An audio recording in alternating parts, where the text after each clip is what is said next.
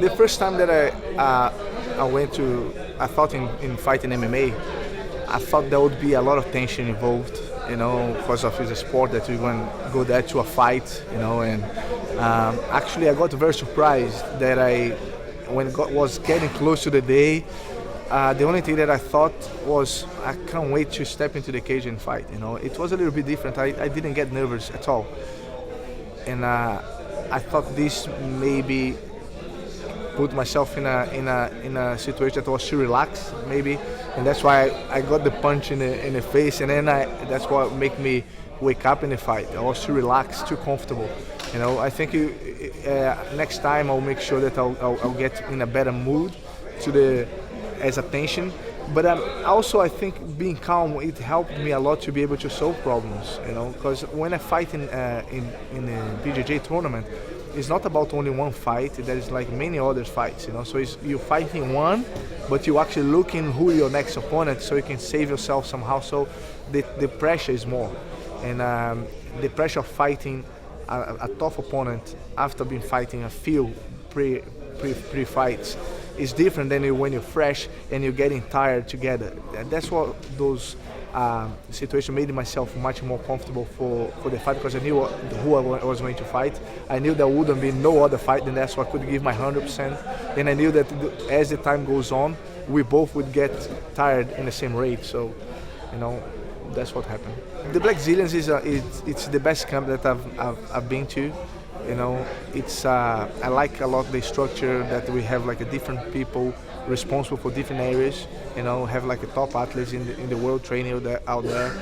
The tri-star is very good too. I just been there helping out GSP for his fight, and they also have a very good structure. I'm the team under the Blackzilians, and I like the mentality that they have, and how they look after all the students, all these fighters, independent of what's the ranking at, and it's good to be around all the top guys in the world constantly, 7 days a week. So you worked with GSP for the fight versus Carlos Condit? Yeah.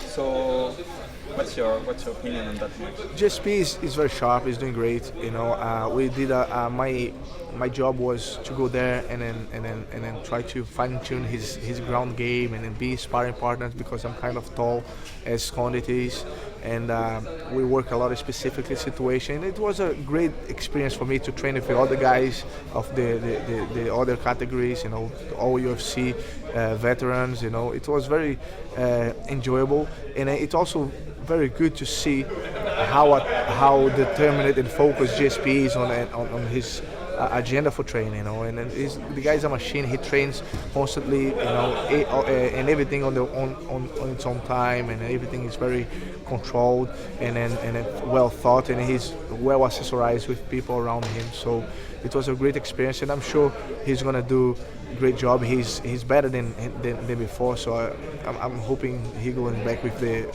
title. For MMA, I think you need to focus in a little bit of everything. As it says, it's a mix of martial arts. And then the mixed martial arts also it became a distinct sport now. It's not like martial arts versus martial arts. So you need to be well-rounded.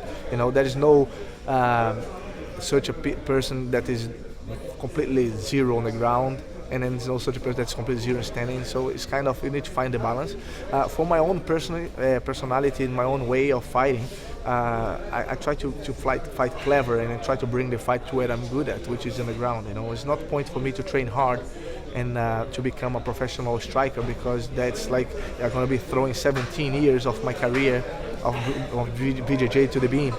And then there's no way I'm gonna be as good as someone who's been training for 17 striking, But I don't believe that so many people are gonna be as good as me on the ground, neither. So my focus is understand the stand-up in a way that I can bring the fight to where I'm good at, So what I think for myself the most important thing is like train my stand-up so I cannot get hit as much, and then be myself in a good range and be able to put the guy under the wrestling scenario so I can take him down and finish the fight where I'm good at.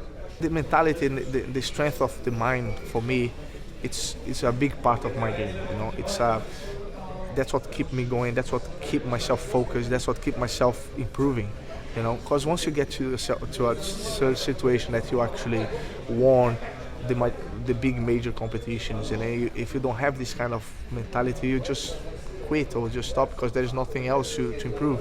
But I'm trying to evolve as much as I could ever possibly evolve throughout my top career, you know. And I don't fight, I don't train to become a world champion anymore. I train to be as good as I can ever be. I don't train to beat someone specifically, but I train to become as best as I can be, you know. And that's, I think, make me improve constantly, you know. That's why every year that passes, I'm a better fighter, you know. And then for the MMA, the same, you know. I try to be clever, I try to understand the principles, you know, instead of just copying a technique, you know. I like to play the game. I want to go back home. I want to fix my structure my academy, you know, and then my next things. I'm deciding if I'm going to fight MMA soon or not. I'm just making. I have a lot of proposals to fight MMA, but I wanted to do the clever step, you know, the right step. I know that is next year going to be the ADCC super fight against Andre Galvao, so I don't want that to interfere, because that's my main goal, is to beat Andre Galvao next year for the ADCC. And I really want to try out my career in MMA, but I need to make sure that my academy is well supported myself. I missed a lot, being a year that I've been dedicated completely to the MMA. I want to spend a little bit more time with my family and my academy, and then I'll probably gonna be fighting in April in 2013.